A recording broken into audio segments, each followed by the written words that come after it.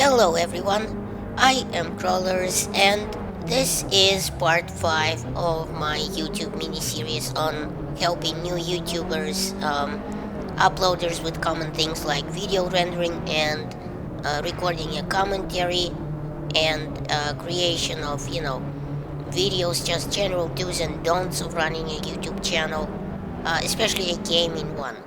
So, in previous episodes I covered as best I could different types of recording apps, at least the most common ones, how to render that footage well for the final product, and how to record a commentary over it.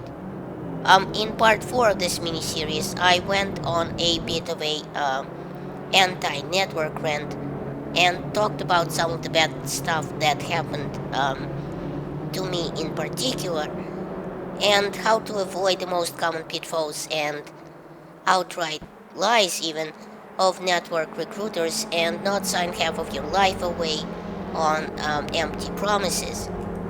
Well, the whole thing came off a bit anti-networky, and rightly so, I might add. In today's YouTube, where admittedly there is potential to make money, albeit very little money for most of us, unless you're FPS Russia, who I recently found out is neither a first-person shooter game or a Russian, and I found this out because I have a little red book of Russian names and he wasn't in there.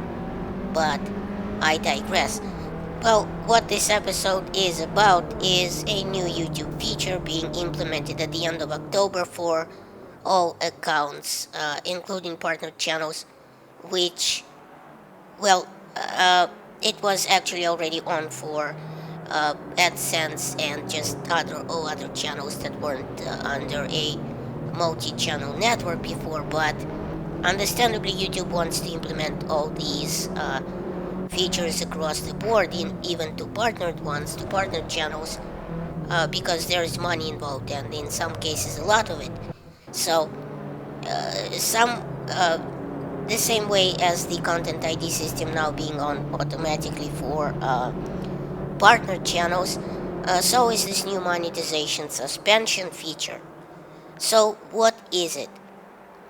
Well, it's YouTube's way of policing repeat offenders of copyright material that are hiding under network umbrella. If your account has an excessive number of strikes due to copyright terms of service or community guidelines, YouTube will send you a very ominous email notifying you that you have 40 days to get basically to get your affairs in order and resolve those strikes. And if said strikes are not resolved within those 40 days, YouTube will suspend your ad revenue earnings, any and all ads running on your channel for a period of 6 months. After those 6 months, they will take a look at your case and reevaluate it, and if they don't find you worthy again, they will suspend monetization for another 6 months. Now, admittedly, this does sound really scary, but it actually isn't. If your channel doesn't have anything to worry about, if you are not using copyrighted material like someone else's music or something like that, and earning an ad revenue on it, no less, which is already pretty much impossible with the content ID system, then you don't have anything to worry about. This only concerns people with more than 3 outstanding strikes, which meaning if they have unresolved issues, matches and claims for that channel, they will receive the email. If you don't really have anything to worry about, as I said. So this sounds really scary, but it actually isn't. So pretty much, live your life normally, continue doing what you're doing, and creating content and uploading it to YouTube, and watch out for that notification to appear on your dashboard of this thing taking effect. And if you have any strikes or community guidelines or claims or whatever, it's best to resolve them now so you won't have a problem later. And obviously, only try to resolve those strikes that if you think where you think you are right. If they are well deserved and you actually stole other people's footage, like TV shows or music or whatever, you're pretty much buggered, and it's entirely your fault. So, if any of you scrubs have a well deserved or a bogus claim or strike, you need to go and first of all determine what it is. If it's a community strike, a copyright strike, a third party block, or whatever else, then you need to understand if the strike is legit. If it is, well, you're screwed, and even deleting the video that's been struck won't help you. Remember when deleting a video actually took care of a copyright strike? Pepperidge Farm remembers. Well, all jokes aside, do not delete the video. It will make any further counterclaims impossible. Decide if you have grounds to appeal and do so. Say that saying that it's footage used under the fair use clause just won't cut it in most cases. Yeah, most of the time.